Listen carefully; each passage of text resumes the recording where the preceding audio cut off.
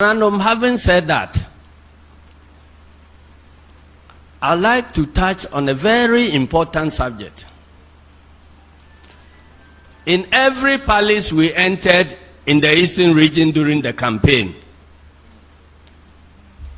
Nananom continuously prayed and asked us to conduct the campaign in a very peaceful manner and in accord with the traditions of the country, i.e. avoiding insults and the like. We did our best in that direction. But there is one important point that we must always remind ourselves about. Nananom, we in NDC hold the chieftaincy institution in very, very high esteem, because we believe that Nananom are the custodians of our tradition. And any nation without proper culture and tradition is doomed to fail. So the up-and-coming youth are guided by Nananom about our ways of doing things, our culture, and our traditions. That is why, in molding the 1992 Constitution, we went to every length to make sure that the chieftaincy institution is protected and insulated from partisan politics. Before 1992, chiefs were allowed to participate in partisan politics without any restraint. But in molding the 1992 Constitution, we went back to try to find out some of the causes of the destabilization of our democracy. And luckily, there was a good representation of Nananom in the Consultative Assembly. I can remember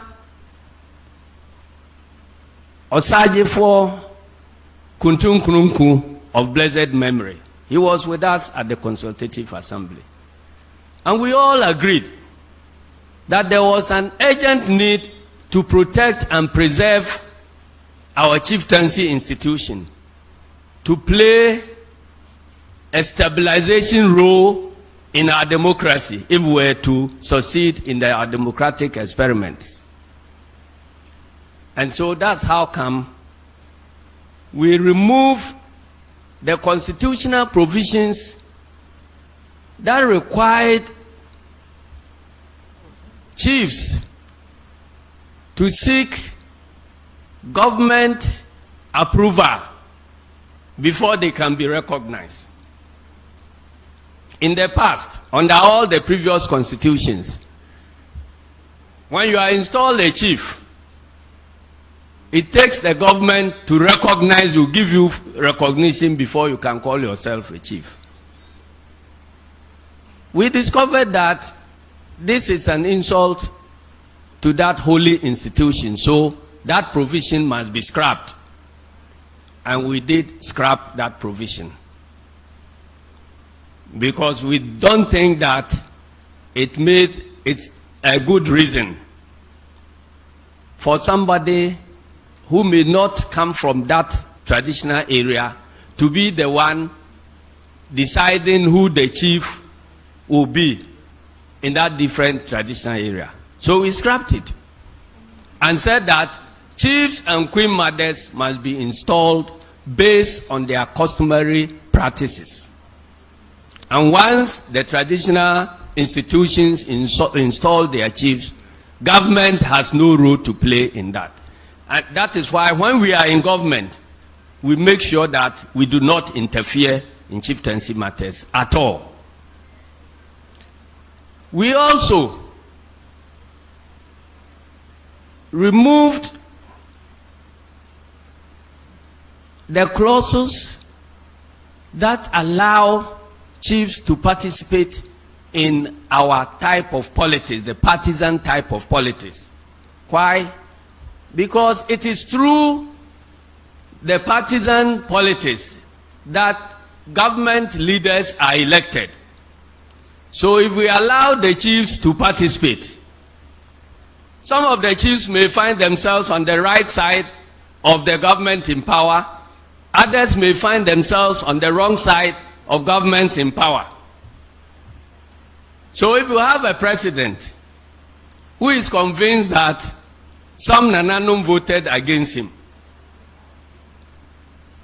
and he has all the powers of commander-in-chief and all that, you know that there is certainly trouble for those Nananom who voted against him.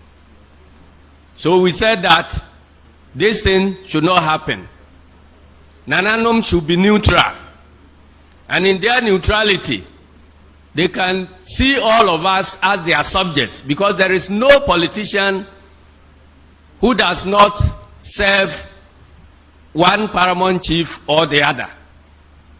So in the practice of our politics, if we are seen by Nananom to be crossing the boundaries, then Nananom will have the courage to call us to order.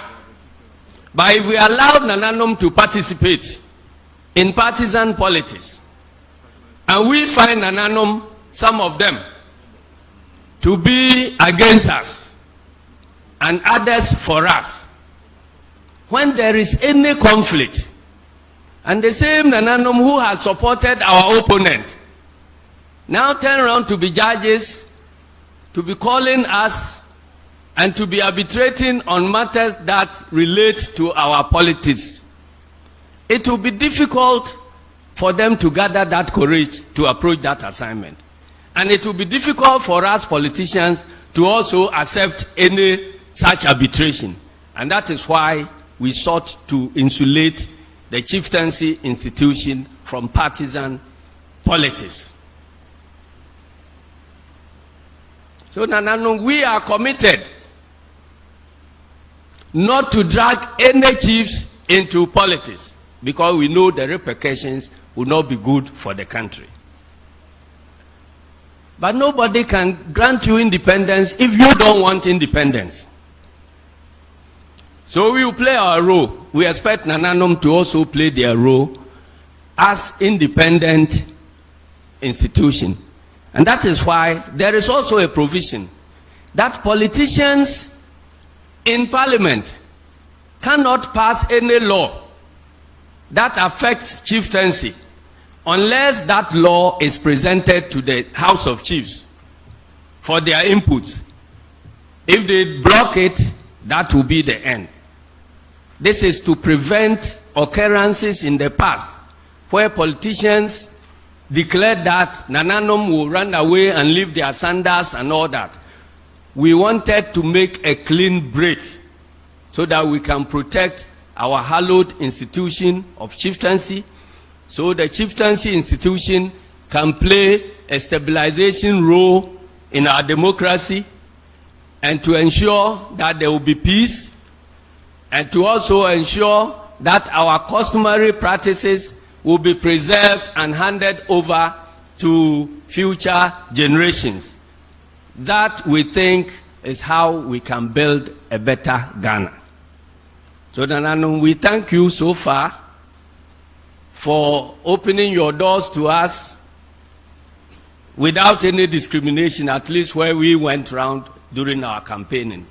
And we want to encourage you to continue on that path and to call your colleagues who may be found to be engaging in politics, and then alerting them to the dangers of chiefs entering multi-party politics, not for themselves alone, but for the country, because we all want a stable country, and we all want a chieftaincy institution that can arbitrate on difficult issues where politicians fail.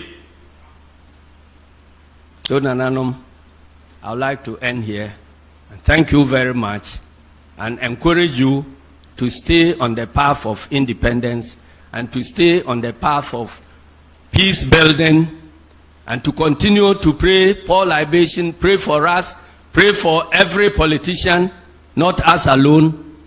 Advise every politician, not us alone. And if Nananum indicates that violence is abhorred, that advice must go to all politicians in the country. I want to thank you, and may God bless our hallowed chieftains.